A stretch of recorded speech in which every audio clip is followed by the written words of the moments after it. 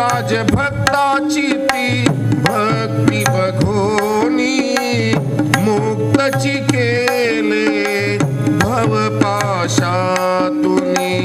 यदुराज भक्ताची ती भक्ती बघोनी मुक्तची केले भवपाशातुनी निजबोध देऊनी केले आढळ पदाला रे निजबोध करुणी नेले आढळ पदाला रे आढळ पदाला रे किती किती दत्तात्रया आळवू तुला रे किती किती दत्तात्रया आळवू तुला रे आळवू तुला रे देवा विनवू तुला रे आळवू तुला रे देवा विनवू तुला रे विनवू तुला रे किती किती दत्तात्रया आळवू तुला रे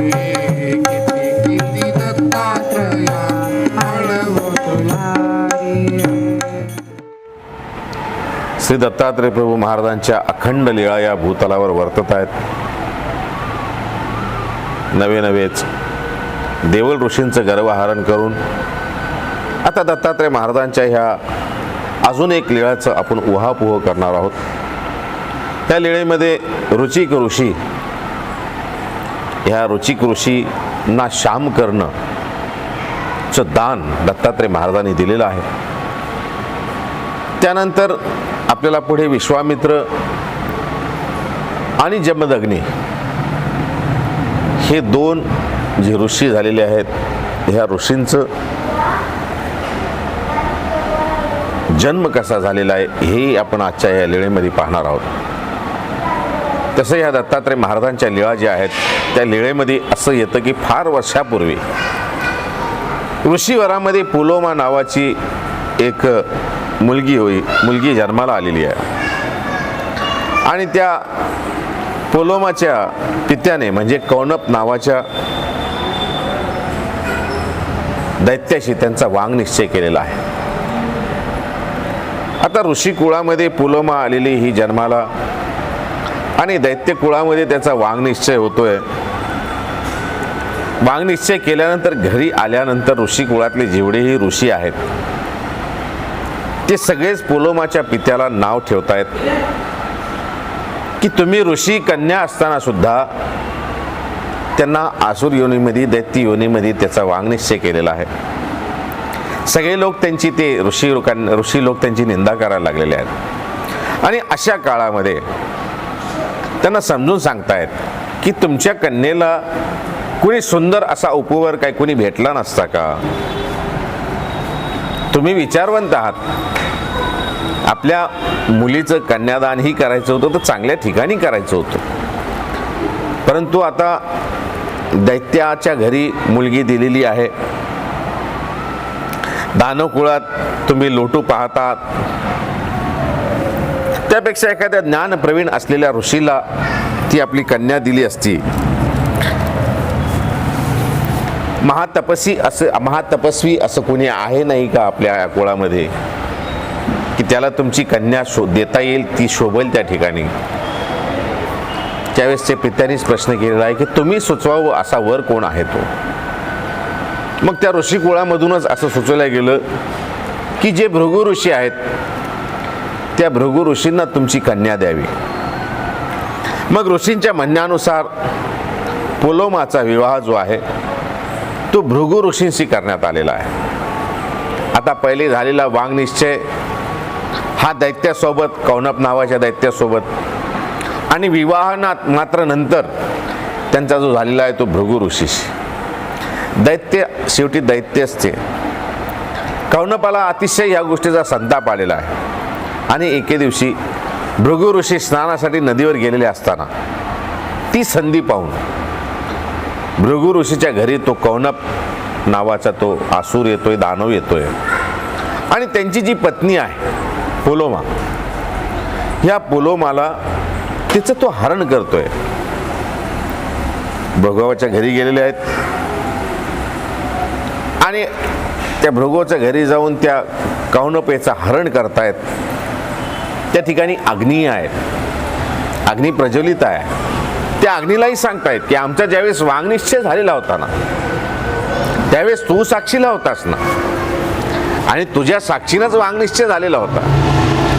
आज मात्र या ठिकाणी मी याचं हरण करतोय ना, याच्याही साक्षीला तूच, या हरणाच्या साक्षीला तूच आहेस. हरण जी करतोय त्याच्याही साक्षीला तूच आहेस. खरं खोटं काय आहे ते तू सांग. जे माझ्यासोबत वांगनिश्चय झालं होतं ते खरं होतं की आता या ठिकाणी मी यांचं हरण करतोय? ही पुलोमा तुला दिलेली होती असं अग्नी त्याला सांगतायत.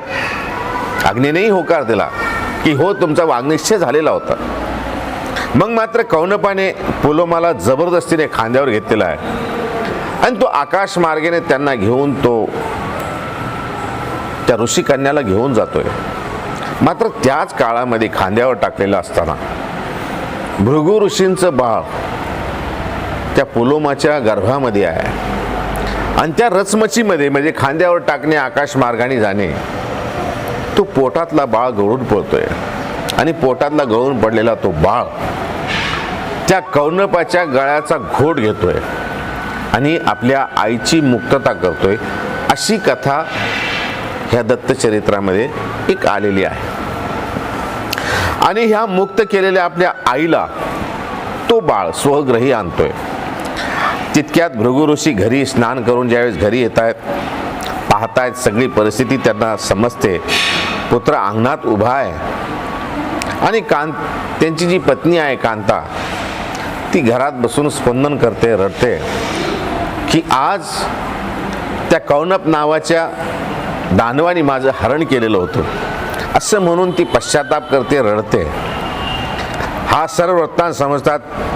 भृगु ऋषी अग्नीवर संतापतात.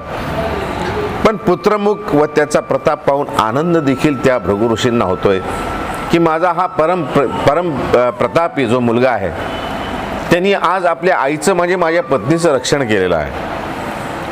त्यांनी त्या मुलाचं नाव भृगु ऋषीने, ते गर्भातून जो गळालेला आहे त्या मुलाचं नाव च्यवन ऋषी ठेवलेलं आहे. आणि ही च्यवन ऋषी जी आहे, ज्याला आपण च्यवनप्राशची आपण आता आहे, ते च्यवनप्राशचे आयुर्वेदाचे मोठे जाणकार होते. हे च्यवन ऋषी हे भृगु ऋषींचे पुत्र. त्या च्यवन ऋषींच्या पोटी पुन्हा रुरु ऋषी नावाचे एक ऋषी झालेले आहेत आणि ह्या रुरु ऋषींच्या पोटी रुचिक ऋषी नावाचे एक ऋषी झालेले आहेत.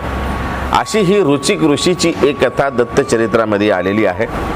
रुचिक ऋषींची कथा सांगण्याकरता हा मागील पूर्ववृत्तांत सांगावा लागलेला आहे.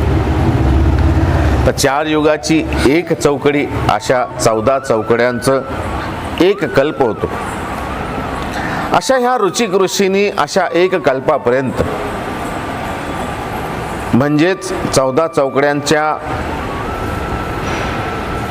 मर्यादेपर्यंत, एक कल्पापर्यंत असं यांनी उत्कृष्ट वैराग्य आणि आचारासहित तपसाधना केलेली आहे.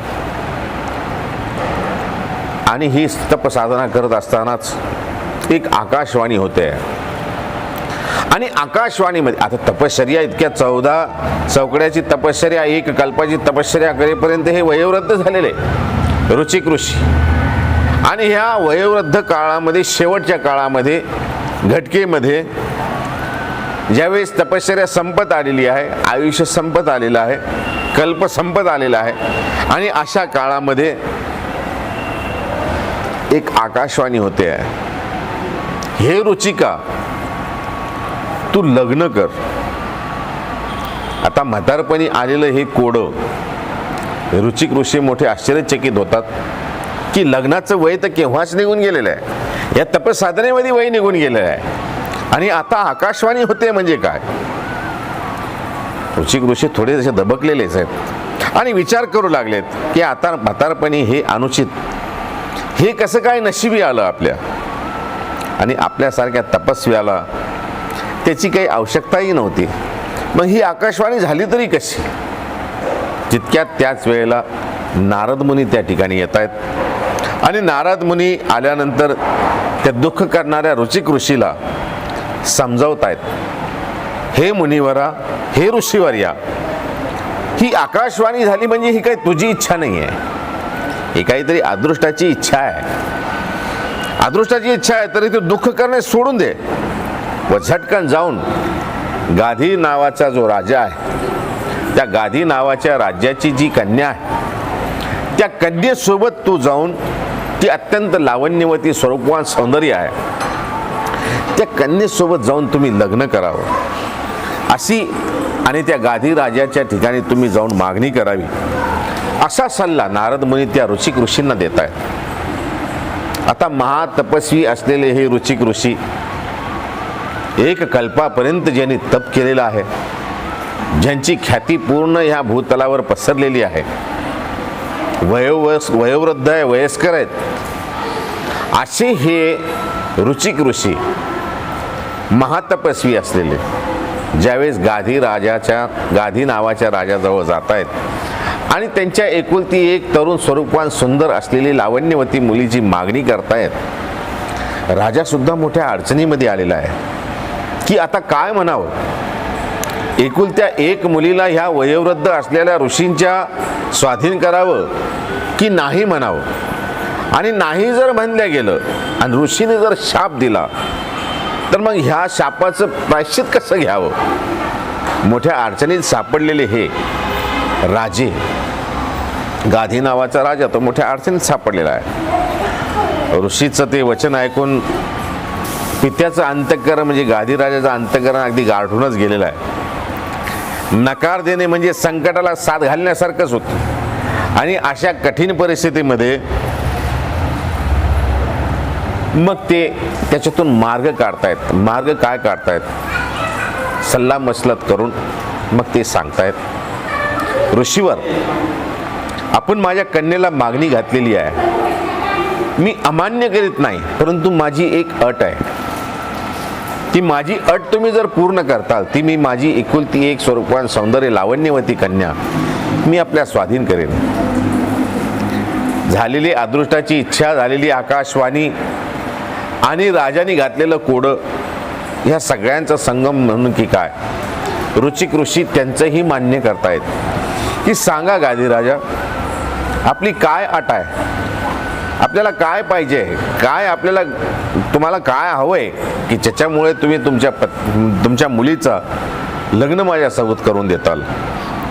त्यावेळेस गाधी राजा सांगतो की ऋषीवर, आपण जर मला 500 श्यामकर्ण घोडे, म्हणजे संपूर्ण ज्या घोड्यांचं वर्ण पांढरा आहे आणि कानच फक्त काळे आहेत, असे काठेवाडी जे घोडे आहेत, जे जातिवंत घोडे आहेत, एकसारखे हवेत, एकसारखे 500 जर तुम्ही काठेवाडी घोडे श्यामकर्ण जर मला तुम्ही आणून दिले तर मी माझ्या कन्या रत्नाचा विवाह तुमच्यासोबत करेन. आता एकाच वेळा एका ठिकाणी 500 घोडे भेटावे कधी? वयस्कर तपस्वी असलेले ह्या ऋषींनी जावं कुठं, शोधावे कुठे? आता ही न मागणी पूर्ण होऊ शकणारी अशी ज्यावेळेस मागणी राजाकडून होते, त्यावेळेस ऋषीला, मोठ्या अडचणीत सापडलेले ऋषी समुद्र किनारी जात आहेत आणि समुद्र किनारी जाऊन पुन्हा मंत्रशक्तीला आव्हान करून समुद्राचे पाणी 10 दिशाला उडवायला लागत आहेत.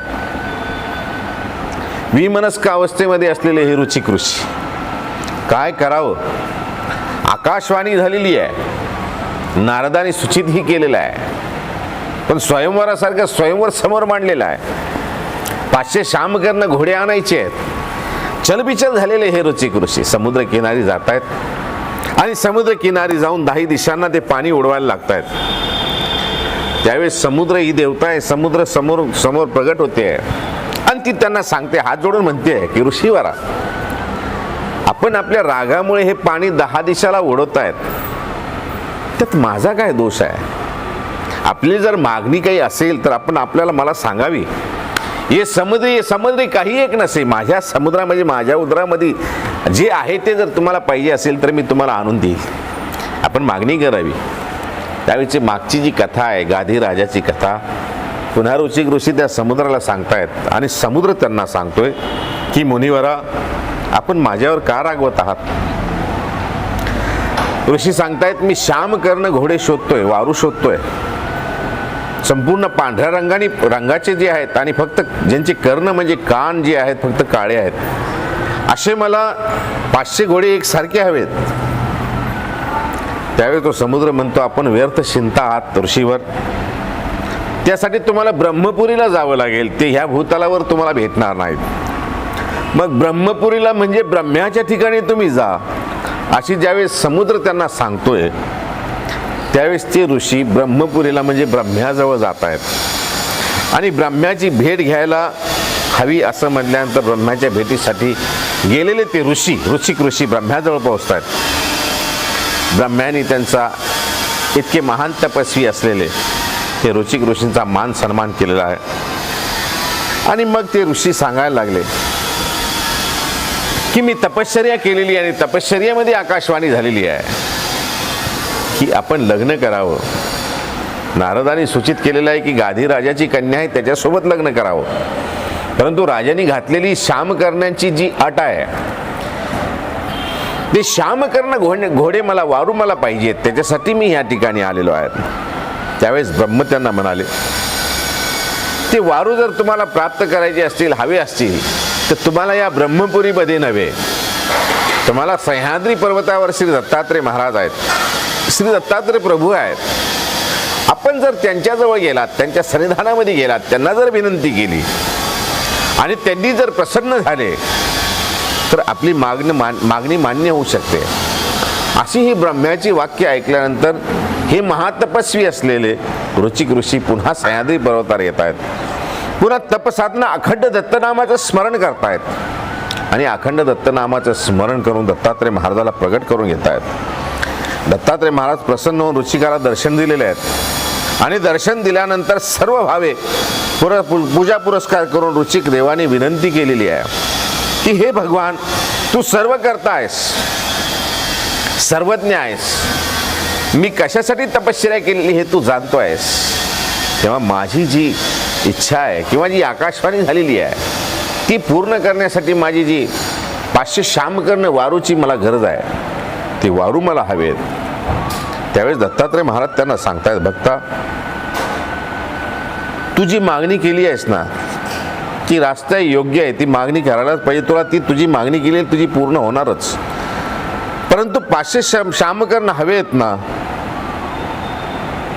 दत्तात्रय महाराजांनी त्या अशी मागणी करत असताना त्या ऋषीच्या हातामध्ये अक्षता दिलेल्या आहे आणि अक्षता देऊन सांगितलेल्या आहे, तुम्ही जी मागणी केलेली आहेत ना, तुम्हाला जी हवे आहेत ना 500 श्यामकर्ण, ते तुम्ही रुद्धपूर या ठिकाणी जावं आणि रुद्धपूर या ठिकाणी भैरव पाळीवरून ह्या अक्षता ज्या आहेत त्या पाण्यामध्ये तुम्ही टाकाव्यात आणि तुम्ही हे पाण्यामध्ये टाकल्याबरोबर तुमच्या मागेच ते 500 वारू जे आहेत, जे अंगाने वर्णाने पूर्ण शुभ्र आहेत, कान मात्र त्यांचे काळे आहेत, असे 500 घोडे तुमच्या पाठीमागे चालत येतील. परंतु तुम्ही चालत आल्यानंतर मागे वळून पाहायचं नाही आहे. मागे वळून नाही जर पाहिलं तर ते तुमच्या बरोबर मागणीपर्यंत तुम्हाला तिथपर्यंत पोहोचतील. एक कथा या ठिकाणी अशी येते की ती घोड्यांच्या टापाचा आवाज जे आहे ते ऋषी वर जोपर्यंत गाधी राजाच्या राज्यापर्यंत पोहोचत नाही, राज्य समोर दिसतंय किंवा वरून येत असताना, सह्याद्री पर्वतावरून येत असताना, पर्वतावर असताना वाचतायत आणि पर्वतावरून खाली आल्यानंतर जवळजवळ येत आहेत गाधी राजाच्या आणि आवाज एकदम कुठेतरी बंद पडतोय.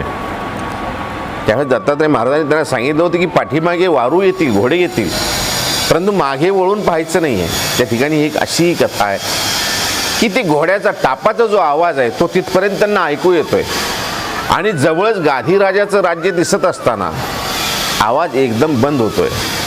आणि त्या काळामध्ये बंद झालेला आवाज, त्यावेळेस गाधी राजाच्या त्या ऋषींच्या मनामध्ये आलेली कल्पना की आतापर्यंत आवाज टापाचा येत होता, परंतु अचानक टापाचा आवाज बंद झालेला आहे. दत्तात्रय महाराजांनी वरदान तर दिलेलं आहे, भेटले तर खरी, येत तर होते, परंतु अचानक येणारा आवाज बंद झालेला आहे. कुठेही घोडे मागच्या मागे कुठे निघून तर गेली नाही, की माझी काही बोळवंत केली नाही. म्हणून टापाचा आवाज बंद झाल्यानंतर जवळ गाधीराजे दिसत असताना आवाज झालेला बंद. आणि अशा काळामध्ये ऋचिक ऋषी मागे पाहतायत आणि सोबत आलेले 500 वारू जे आहेत, घोडे जे आहेत, ते अचानक अदृश्य होत आहेत. अशी एक कथा आहे. दुसरी कथा मात्र तशी नाही आहे. दुसरी कथा अशी आहे की ते 500 घोडे ज्यावेळेस पाताळ भैरवी टाकलेली आहेत, तिथून घोडे वारू घेऊन ते निघालेले आहेत आणि गाधी राजापर्यंत पोहोचलेली आहेत. आणि गाधी राजाच्या त्या राज्यात पोहोचल्यानंतर ज्यावेळेस एकसारखे 500 श्यामकर्ण घोडे ज्यावेळेस तो गाधी राजा पाहतोय, त्यावेळेस त्यांनी घातलेली जी अट आहे त्या ऋषिक ऋषींनी मान्य केलेली आहे. आणि मान्य झाल्यानंतर मग तो गाधी राजा जो आहे तो आपल्या मुलींचा विवाह त्या ऋचिक ऋषींशी लावून देतोय. अशी ही कथा आहे. मात्र कथेमध्ये पुढेही आलेला आहे, लग्न लावून दिल्यानंतर ज्यावेळेस लग्न लावताय त्यावेळेस गाधी राजा सांगतोय की माझी एकुलती एक कन्या आहे आणि मी ती तुम्हाला दिलेली आहे ऋषीवर, परंतु माझ्या घरी एकही ती मुलगी, त्याचा विवाह झाल्यानंतर एकही पुत्र नाही किंवा कन्यारत्न नाही. तेव्हा तुम्ही महातपस्वी आहात. 1 कल्पापर्यंत 14 चौकड्यांचं तुम्ही तपश्चर्या केलेली आहेत. ही मुलगी तुम्हाला दिल्यानंतर माझ्या घरी मला सुनं वाटेल, तेव्हा मला एक पुत्ररत्न तुमच्या ह्या आशीर्वादाने मला द्यावं, असं म्हणून त्या ऋषिकांना विनंती करतायत, ऋषिक ऋषींना विनंती करतायत गाधीराज. आणि ती विनंती ऐकल्यानंतर ते ऋषिक ऋषी पुन्हा कैलासावर जात आहेत आणि कैलासावर जाऊन पुन्हा तपश्चर्या करतायत आणि तिथं बीज मंत्र घेतायत. बीज मंत्र घेतल्यानंतर त्या ठिकाणी महादेव त्यांना 2 फळ देत आहेत आणि 2 फळ घेऊन ते पुन्हा गाधीराजाकडे येत आहेत. आता ह्या आईचं आणि मुलीचं म्हणजे गाधीराजांची मुलगी आणि त्यांची पत्नी, ह्या दोघींचं मायलेकींचं आत्यंतिक प्रेम एकमेकाविषयी. परंतु बीज मंत्राचे जे फळ आहेत ते फळ घेऊन आल्यानंतर ऋचिक ऋषी ज्यावेळेस त्या गाधीराजाच्या पत्नीला देत आहेत आणि एक फळ आपल्या पत्नीला देत आहेत, म्हणजे गाधीराजाच्या कन्याला देत आहेत. 2 फळ दोघांना दिले गेले की पुत्र व्हावे म्हणून. योगायोगाने मायलेकीचं प्रेम असल्यानंतर जी फळाची आदलाबदल होते आणि आदलाबदल झाल्यानंतर मुलीचा फळ जो आहे तो आईला जातोय आणि आईचा फळ जो आहे तो मुलीला येतोय. आणि अशा फळाची आदलाबदल झाल्यानंतर त्या कौशिकेच्या पोटी जमदग्नी नावाचा, ऋषींच्या पोटी ऋषी यावं ना, जमदग्नी हे ऋषी आहेत. मात्र गाधीराजा आणि कौशिकीच्या पोटी मुलीचा गर्भ त्या ठिकाणी गेलेला आहे, फळ त्या ठिकाणी गेलेलं आहे. म्हणून ऋषीच्या कोळी ऋषी यावं, तर ऋषी न आला तर महाप्रतापी असे विश्वामित्र आलेले आहेत. आणि ज्या राजा गाधीराजाच्या क्षत्रियाच्या कोळी क्षत्रिय व्हावं ना, त्या ठिकाणी जमदग्नी हे आलेले आहेत. असं जमदग्नी आणि विश्वामित्र असा ह्या गाधीराजाच्या कौशिकेच्या उदरी एकाच्या ठिकाणी जमदग्नी आणि ऋचिक ऋषींच्या पोटी विश्वामित्र अशा 2 ऋषींची, 2 महातपस्व्यांची उत्पत्ती या फळातून झालेली आहे. आणि ह्या फळाच्या आपसातील बदलामुळे पुत्ररत्नामध्ये सुद्धा बदल झालेला आहे. अशी ही ऋचिक ऋषीची कथा दत्तात्रय प्रभू महाराजांच्या वरदानामुळे झालेली आकाशवाणी आणि दिलेले 500 श्यामकर्ण, अशी ही दत्तात्रय महाराजांच्या दर्शनाने ही ऋचिक ऋषींची इच्छा पूर्ण झालेली आहे. अशी ही एक कथा दत्तात्रय महाराजांच्या दत्तलीळा चरित्रामध्येही येत असते.